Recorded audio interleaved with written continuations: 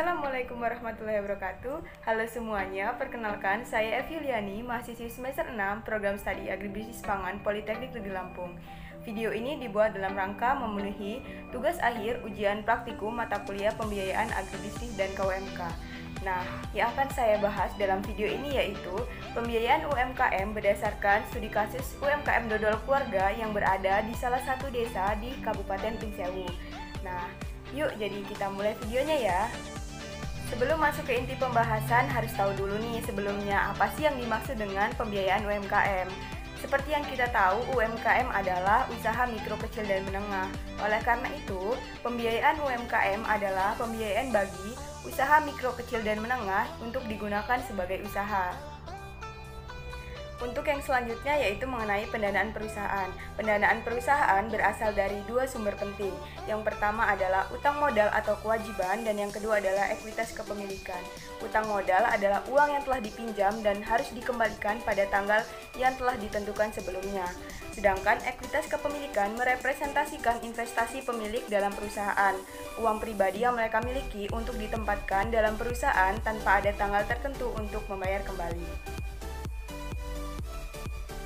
Pendanaan awal dari bisnis berskala kecil sering berpola pada pendanaan pribadi. Kira-kira ada yang tahu nggak nih, apa sih usaha kecil? Usaha kecil adalah kegiatan ekonomi rakyat yang berskala kecil dan memenuhi kriteria kekayaan bersih dan hasil penjualan tahunan serta kepemilikan. Seorang calon wirausaha pertama kali akan menggunakan tabungan pribadi dan kemudian mencoba mendapatkan akses pada tabungan keluarga dan teman. Jika sumber ini tidak mencukupi, wirausahawan akan mencari lebih banyak saluran resmi pendanaan seperti bank dan investor dari pihak luar perusahaan. Kebanyakan sumber pendanaan ekuitas adalah tabungan pribadi, teman-teman dan saudara, investor kecil dalam komunitas, perusahaan besar, para spekulan, dan penjual saham di pasar saham umum. Usaha kecil sendiri memiliki ciri-ciri, di mana manajemen tergantung pemilik, kemudian modal disediakan oleh pemilik sendiri, skala usaha dan jumlah modal relatif kecil, daerah operasi usaha bersifat lokal, sumber daya manusia yang terlibat terbatas, biasanya berhubungan dengan kebutuhan kehidupan sehari-hari, karyawan ada hubungan kekerabatan emosional, dan mayoritas karyawan berasal dari kalangan yang tidak mampu secara ekonomis. Selain itu, usaha kecil juga memiliki kelemahan dan kekuatan. Kelemahan itu diantaranya modal yang terbatas, kredibilitas, permasalahan pegawai, tingginya biaya langsung, dan keterbatasan kualitas produk. Kekuatan usaha kecil yaitu sentuhan pribadi, motivasi yang lebih tinggi, fleksibilitas yang tinggi, minim birokrasi, dan melayani pasar lokal atau domestik. Yuk, sekarang kita bahas mengenai pembiayaan UMKM yang berada di UMKM dodol keluarga ini. Karena UMKM dodol keluarga merupakan bisnis berskala kecil, maka pembiayaan berasal dari pendanaan pribadi atau berasal dari tabungan pribadi. Usaha ini telah berjalan lebih dari 5 tahun. Namun, selama berjalan, pemilik usaha tidak pernah menerima pinjaman. Selain itu, pemilik usaha juga tidak pernah menerima bantuan dari pemerintah atau dari pihak manapun.